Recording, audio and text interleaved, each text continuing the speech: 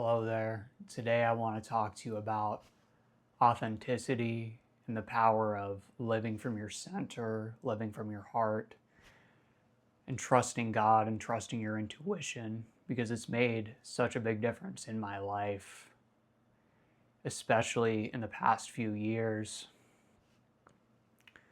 One of the biggest lessons I've learned is to respect each person and each situation's manifestation of God and to learn lessons from them and to broaden our perspectives on what spirituality is about, what life is about. About 2 years ago now, I found the great master Paramahansa Yogananda's teachings. I think maybe closer to 2 years ago was when I read Autobiography of a Yogi, and it completely changed my life because I've been interested in seeking truth and really coming to understand what's important for me in my life. How do I start to understand the way that reality really works, what we're here for, what the purpose of my life is? These are questions that everybody's had, that everybody has asked themselves, but very few ever come to understand the answer and the true meaning of what life's all about. And that's what I've had the blessing of developing my understanding of over the last couple years because of being devoted to this line of masters, Yogananda and his guru and his guru's guru, and Christ and Krishna are the masters of this path. And I've developed a very deep relationship with each one of them, and I feel in my lived experience as if I'm connected to these masters and they're guiding my life. And in meditation, I'm communing with the abundant energy that these masters emanate from the astral realm. They're no longer in the physical body, but their soul and their essence is in higher realms of reality, and they're always willing to help. All they're trying to do is awaken us to who we truly are, past the ego, past these thought forms and preferences, who we think we are, this collection of thoughts that actually comprises our identity and who we believe ourselves to be. But it's not the case at all, because who we truly are is one with God. We're the soul. We're not attached to any one lifetime, to any one form, to any one preference. And this takes a very long time to work through and to determine, how do I let go of these preferences? How do I really find out what's true and what's just my ego making up a story? And it's very difficult. And the way I've done it is through, and I haven't done it yet, I'm still in the process of doing it. I'm not saying that I have all the answers and my understanding is correct, but the way that I've come closer to this understanding in my own life is by devotion to this line of gurus, devotion for God, and just thinking of God and meditating on God, raising myself to that level. But at certain times, there can be subtle egoic tendencies to still, either have a superiority or an inferiority complex. I think it's just useful for me to be radically authentic and honest with you about some of what my thoughts have been that were incorrect, and real lessons I learned, because we try to put on a mask of, oh, I got it all figured out, listen to me because I know what's true. But it's not even about that. It's just, if I let the divine and God operate through me, I trust that something powerful is going to come out of that, because that's the very power that created the universe, that I'm establishing a connection to flow through me for my own highest benefit. And how often it is that the ego and desires, for myself included, get in the way of that.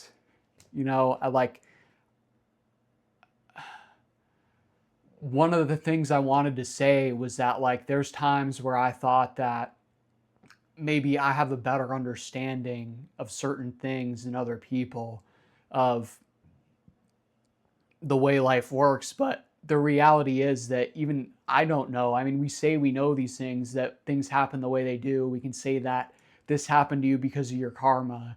We can make up stories in our mind. We have studied these teachings, but even then, the ego can sort of weaponize the teachings for its own benefit to try and still hold on to its own perspective. And it's a more subtle level. It's not as gross and dense as the egos of people who are living very materialistically and more instinctually. It's not that dense of a level, but it's still an ego. It's and it is still very dense at times. And yeah, it's a real endeavor that we're on to see that the ego is actually a fiction. It's a bundle of stories. It's not true. That's not God's perspective. That's our perspective. But we can learn to see things from a higher perspective the more that we make the effort to do so. But one of the points I wanted to get to here, these are all the books that I've read this year. About 20 books or so. I haven't counted them, but as well as Autobiography of a Yogi, which I just showed you. I read it for the second time. But yeah, these are all the books I've read, and many of them I've read as a part of a school I'm in called the Self-Integration School. And, I think I was just thinking about what have I learned from this experience? Because, I prayed and meditated on, do I want to join this school and have this experience? And is this what's right for me? Or is it better for me to just stick to Yogananda's teachings and really just, I felt I'd already absorbed myself very deeply in those teachings, even at that time. It had a profound effect on my life. I had attended this convocation event as a part of Self-Realization Fellowship. And this was probably the most profound week of my life, and where I really established that connection very deeply with the lineage of masters that I follow.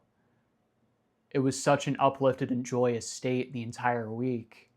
But one of the things that stuck with me and that had me questioning things was a talk that one of the brothers gave, one of the monks of Self-Realization Fellowship. And it was such a profound talk about the guru-disciple relationship and how that's my relationship with Yogananda. I'm a disciple of his, and I see that I'm being guided divinely to the highest life for myself. And this talk was such a profound talk on that. But there was one thing that stuck with me and had me questioning. I felt that I didn't agree with it, but I didn't want to just accept that, because I knew that maybe this is just coming from my ego. Maybe I really am understanding this incorrectly. He was basically saying that if you read any books outside of these teachings, and it might have just been the way I heard it, but if you're looking for resources outside of these teachings, you're saying with your actions that the guru didn't give you enough, because everything you need is right here. And I know the truth of that. I know how much deeply immersing myself into the teachings has done. But the reason I had resistance to that is because I loved reading some of these psychological type books, right? And studying things from different perspectives. And so I questioned for a while, should I keep reading all these books? Or is it really the case that I'm taking myself farther away from my path and out of alignment with my guru and with this set of teachings? This was a big question that I asked myself for a long time. And it was something that I meditated and prayed about, looking for an answer. And I received the intuition that I would be supported if this was the path, not the path I chose, if this was what I chose to do, to continue reading these books and working on myself psychologically, doing a lot of inner work, still keeping the meditations every day for at least an hour a day, a lot of times longer than that, and still, reading the lessons that I received and reading things from my spiritual path as well, and staying very much in alignment and in attunement, but at the same time studying other perspectives and immersing myself in those. And so what I've just realized in its full clarity after all this time is that we all have very unique expressions of God's will. All of the amazing people, some of the most incredible people I've ever met that went to this convocation, even the brother talking, a lot of them in that room, their understanding might have just been such, and not that it's a lower understanding, it's equally as valid, if not more correct. There's things that I see that other people don't see, and there's things that other people don't, there's things that other people see that I don't see. I think that maybe that was what a majority of the people in the room needed to hear, and that was why the brother said it, because I can definitely see how I don't have a 9 to 5 job. I have a lot of free time to think about these truths, to immerse myself in these topics, to connect different perspectives. Other people have other strengths and other lifestyles, and I can very well see why it makes complete sense and why it would also be very effective to immerse yourself in this and not even look outside of it. Why do you need that? You have everything you need. I understand that fully well. And that was why I questioned this so deeply. But I've come to recognize and understand that each person in their authentic expression, in their uniqueness, they have different strengths.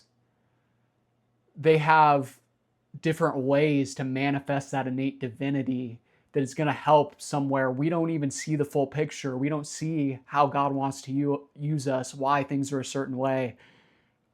It's the divine will that things are the way they are, and we all have a very unique perspective and part to play. And what I've found is that I've gone through a profound inner growth through connecting the psychological growth and the insights with the spiritual teachings, and knowing that it's not that this is correct or the spiritual teachings are correct, and like I have to be dogmatic about taking something literally.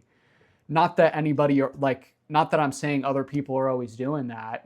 Everybody's like working on different things and at different part of this process. It's just, this is the way it is. And, I want to talk about what this process is actually like and not shy away from things people are going through and things that I'm going through that might be difficult. I want to show you that if you just keep your faith in God and your faith in the divine, everything's going to work out in divine timing, and you might not see the full picture and you might get confused. But this is exactly what your soul needs when you really tune into that and let your life be divinely guided. So where was I? Yeah, I mean, that was what I learned, that, one of my strengths is open-mindedness and combining these perspectives, and something very powerful is coming out of that. Because, it's kind of two different spheres too. It's spirituality and psychology, and it's very much aligned with the teachings that I follow, because the Master Yogananda says that in his autobiography, paraphrasing what he says, he says it in a much more eloquent manner that I'm going to right now. But he says in the autobiography that ruthlessly introspecting and getting to the core of why your psychology is the way it is and why you are the way you are is a very effective way and a necessary step of the spiritual path and growing spiritually. And, I really feel like that's what I've been doing these last 2 years through everything I'm studying and through and it's beautiful. I'm coming to such beautiful understandings, and I'm having so much growth.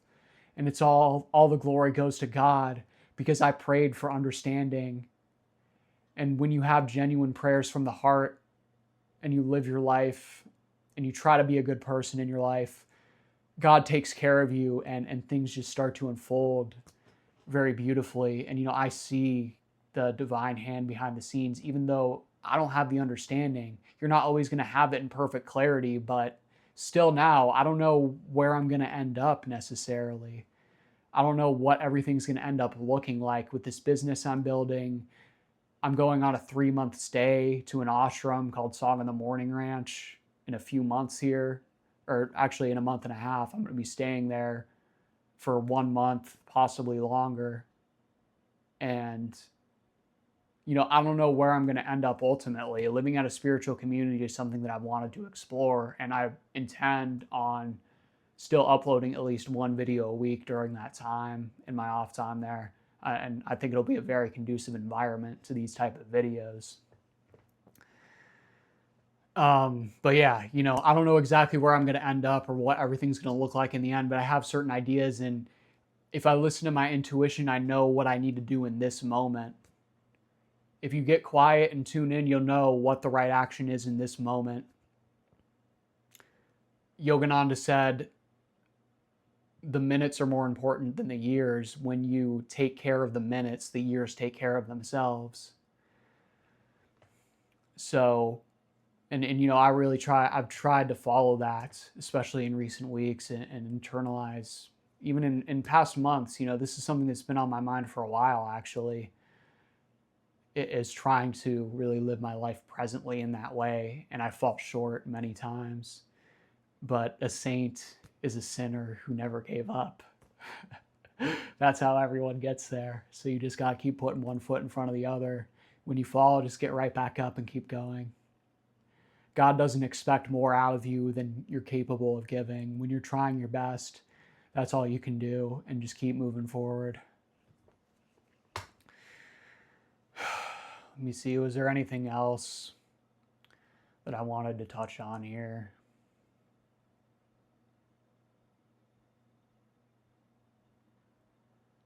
I also wanted to kind of touch more on the self-integration school community I'm in, about what I've learned of just seeing the beautiful growth that's taking place in all the students, all the members there, and just how my perspective is very different than a lot of people there. But I've come to understand that a lot of their perspectives are equally as valuable, and I'm learning a lot from the way they view the world. And it's just each expression of this, even if it's even if it's quite different, the expression of God's uniqueness, it's still just as beautiful. And there's so many ways we can't even begin to understand that God wants to express himself in the world and in so many people. And it's just beautiful when we can begin to really see that and integrate that into our worldview. And it just brings so much joy to start to see what's really happening here with God taking care of us, using us to heal others and using others to heal us. And it's incredible. And I'm blessed to take part in this in whatever way I can. With all that being said, I genuinely wish you the best in your unfoldment.